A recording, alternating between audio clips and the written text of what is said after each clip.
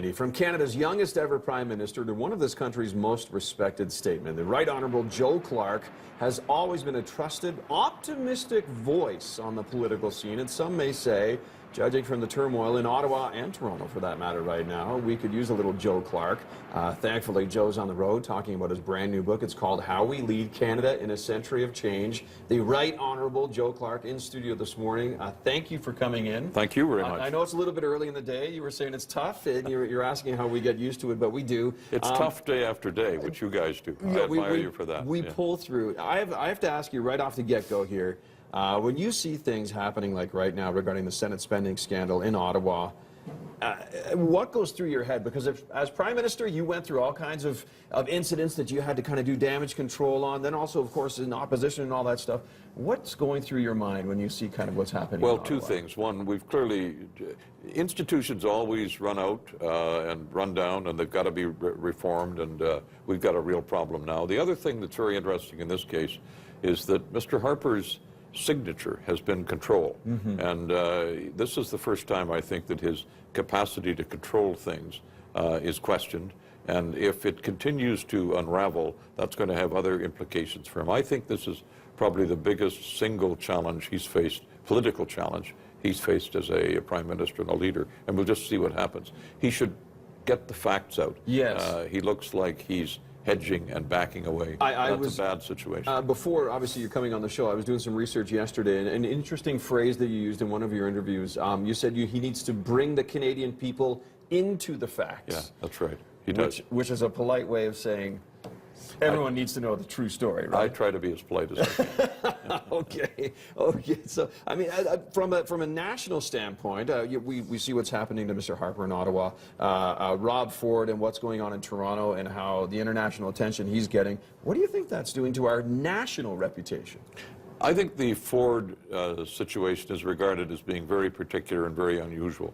It's highly embarrassing to Toronto particularly, and to Canada, but both the country and the city are very strong, and we'll get over that. And it's a personal tragedy. What it does do is indicate that there's a failure in our system when you get a very difficult problem like that and you can't do anything about it. You know, people who are national political leaders, provincial political leaders, don't always welcome the idea that their leadership gets reviewed regularly, but it's not a bad system in retrospect. And it could be used in other levels, obviously. The civic level, in particular, in Toronto, right? That's for sure. But we'll get over that. The country will get over this. The focus of your book, you are quite critical of the way Canada is being, or the way Canada is using its reputation that's been built up over decades, since World War II. You say we should be going in a different direction foreign affairs-wise. What do you mean by that? Well, I think we are using only half the deck of cards we have to use. We're continuing to be strong on the economy, we're strong on the military, but our real strength has been that we also were a strong diplomatic power.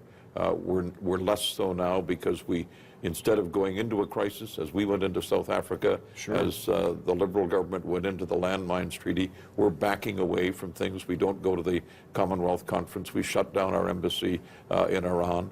The other thing we're not doing well enough is making use of our unusual and strong connection with the developing world. Countries that are poor now, but that are either going to become wealthier, or because they're poor and because of modern technology know that other people are rich, are going to be envious. They're going to be stirred to some kind of internal action that will have its ripple effects right here.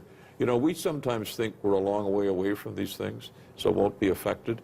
Just the other day, there was an agreement finally reached, a tentative agreement on Iran and nuclear weapons. Where was the immediate impact? In the price of oil. So these things affect Calgary, Canada, as much as anywhere else. And you devote a whole chapter to leading from beside, meaning we don't have to be in charge of all these negotiations. We just need to have a voice. Right? And we're not ever going to be in charge of all these negotiations. We're not big enough. But we have been very effective in being the go-to country when difficult issues arise. And we've done that quite consistently. We did it, Mr. Pearson did historically in Suez, but we did it in South Africa. We've done it on a range of other questions. And the world needs that more now, because not only is there more conflict, there are more players. It's not just nation states that count, it's non-governmental organizations.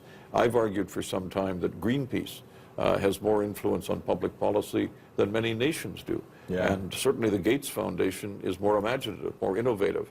These are all players. There are too many for one power to lead all the time.